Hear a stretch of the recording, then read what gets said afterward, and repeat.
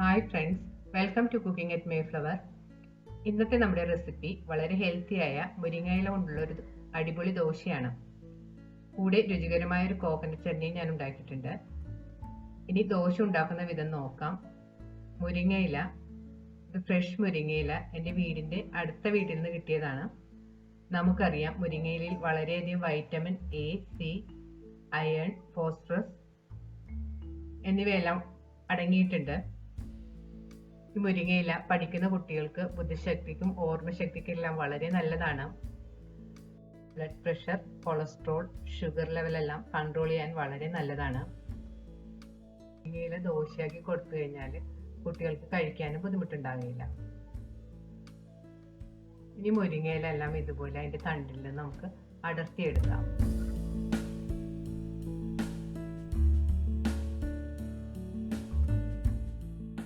ഇപ്പോൾ മുരിങ്ങയിലയെല്ലാം അടർത്തിയെടുത്തു കഴിഞ്ഞ് ഇത് നമുക്ക് കഴുകി മാറ്റി വെക്കാം. ഇനി നമുക്ക് വേണ്ടത് ദോശമാവാണ്. ഞാനൊരു ഇഡ്ഡലിയുടെ റെസിപ്പി വീഡിയോ ഇട്ടിരുന്ന ആ ഇഡ്ഡലി മാവ് തന്നെയാണ് ഞാൻ ദോശ ഉണ്ടാക്കാൻ ഉപയോഗിക്കുന്നത്. ദോശമാവിൻ്റെ റെസിപ്പി ആവശ്യമുള്ളവർ ഇഡ്ഡലിയുടെ റെസിപ്പിയുടെ ലിങ്ക് കാണുക. ഈ മാവ് ഞാൻ ഇന്നലെ രാത്രി അരച്ചു വെച്ചതാണ്.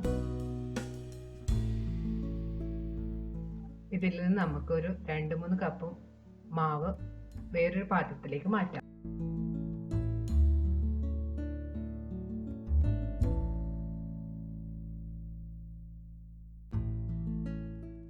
ഇതിലേക്ക് കഴുകി വെച്ചിരിക്കുന്ന മുരിങ്ങയില കൂടി ചേർത്ത് കൊടുക്കാം. മുരിങ്ങയില ഒരു 1/2 കപ്പാണ് ഞാൻ ചേർക്കുന്നത്. ഇനി ഇതിലേക്ക് ഇതുപോലെ ചെറുതായി അരിഞ്ഞു വെച്ചിരിക്കുന്ന സവാള ഒന്ന് കൈകൊണ്ട് തിരുമ്മിയിട്ട് ചേർത്ത് കൊടുക്കാം. പച്ചമുളകും കൂടെ ചേർക്കണം. അതിനുശേഷം നന്നായിട്ട് മിക്സ് ചെയ്ത് കൊടുക്കാം. ഉപ്പ് ആവശ്യമുണ്ടെങ്കിൽ ചേർത്ത് കൊടുക്കാം.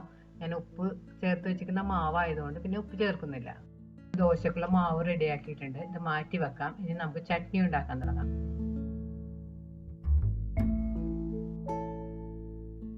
തേങ്ങാപ്പീര, ഉപ്പുപൊടി, വെളുത്തുള്ളി, ചെറിയ ഉള്ളി, ഇഞ്ചി, പച്ചമുളക്. വെളുത്തുള്ളി ഓപ്ഷണലാണ്. നിങ്ങൾക്ക് ഇഷ്ടമുണ്ടെങ്കിൽ മാത്രം വെളുത്തുള്ളി ചേർത്താൽ മതി. മിക്സിയുടെ ചെറിയ ജാറിലേക്ക് ചട്നിക്കുള്ള ഇൻഗ്രീഡിയൻസ് ഇട്ട് കൊടുക്കാം.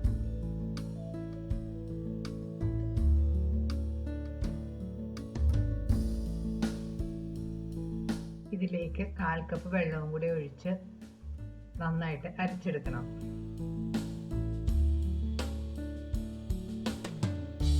ചട്നി ഇതുപോലെ അരച്ചെടുത്തിട്ടുണ്ട്. അരച്ചെടുക്കുന്ന പാകം ചിലർക്ക് ഇപ്പം നന്നായിട്ട് അരയണം, ചിലർക്ക് ഇത് തരി ആയിട്ട് അരക്കുന്നതായിരിക്കും ഇഷ്ടം. അത് നിങ്ങളുടെ പാകം പോലെ നോക്കി അരച്ചെടുക്കും. ഇനി അരച്ച ചട്നി നമുക്ക് ഒരു ബൗളിലേക്ക് മാറ്റാം.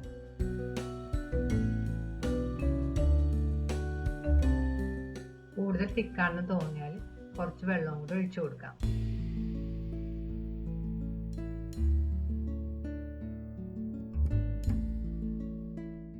ഇനി നമുക്ക് ചട്നിയിലേക്ക് കടുക് പൊട്ടിച്ചിടാം. ഒരു പാൻ ചൂടാക്കാം. അതിലേക്ക് ആവശ്യത്തിന് എണ്ണ ഒഴിച്ചു കൊടുക്കാം. എണ്ണ ചൂടാകുമ്പോൾ അതിലേക്ക് കടുക് പൊട്ടിക്കാം.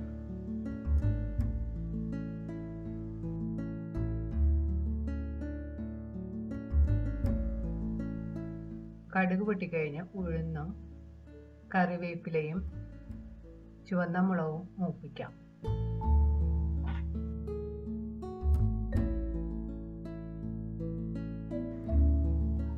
ഇത് നമുക്ക് ചട്നിയുടെ മുകളിലേക്ക് ഒഴിച്ചു കൊടുക്കാം.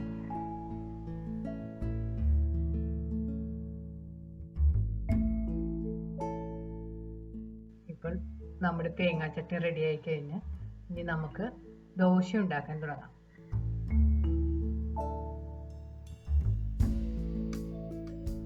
ദോശ ഉണ്ടാക്കാനായിട്ട് ഒരു പാൻ ചൂടാക്കാം.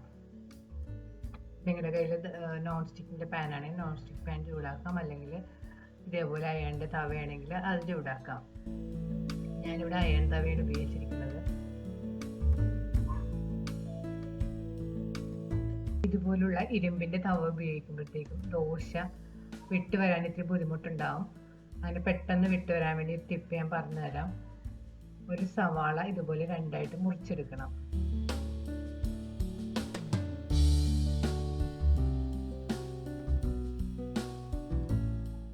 അതിനുശേഷം അതിൻ്റെ പുറത്ത് ഇതുപോലെ ഒരു ഫോർക്ക് വെച്ച് കുത്തിയെടുക്കാം.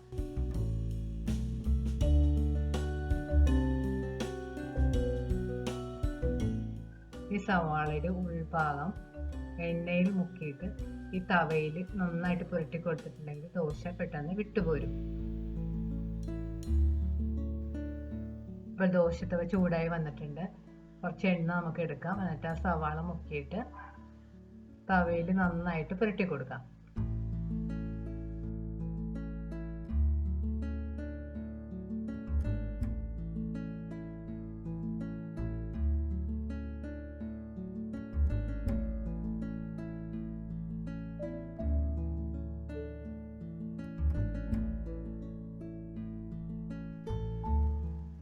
ഇനി ഇതിലേക്ക് 2 ചെറിയ തവി മാവ് കോരി ഒഴിച്ചു കൊടുക്കാം. അതിന് ശേഷം അത് ഒന്ന് പരത്തിയെടുക്കാം. കൂടുതൽ നേർമയായിട്ട് പരത്തണ്ട, ഇതുപോലെ പരത്തിയെടുക്കാം.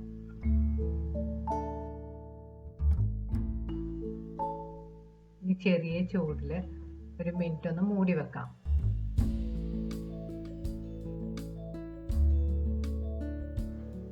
ഇനി മൂടി മാറ്റി ദോശയുടെ ചുറ്റും കുറച്ച് എണ്ണ ഒഴിച്ചു കൊടുക്കാം. ഇപ്പോൾ ദോശയുടെ ഒരു സൈഡ് മൊരിഞ്ഞിട്ടുണ്ട്. ഇനി നമുക്ക് തിരിച്ചിടാം. ഇപ്പോൾ ദോശയുടെ 2 സൈഡ് നന്നായിട്ട് മൊരിഞ്ഞു വന്നിട്ടുണ്ട്. ഇനി നമുക്കിതൊരു പ്ലേറ്റിലേക്ക് കോരി മാറ്റാം. ദോശ കോരി മാറ്റി കഴിയുമ്പോഴത്തേക്കും അതിൻ്റെ പുറത്ത് പിടിച്ചിരിക്കുന്ന ദോശയുടെ ബാക്കി ഭാഗങ്ങളൊക്കെ നമുക്ക് ചട്ടകം കൊണ്ട് കുത്തി മാറ്റണം. ശേഷം എണ്ണ തടവി കൊടുക്കാം. ബാക്കി മാവ് കൊണ്ട് നമുക്ക് ഇതുപോലെ ദോശ ഉണ്ടാക്കിയെടുക്കാം.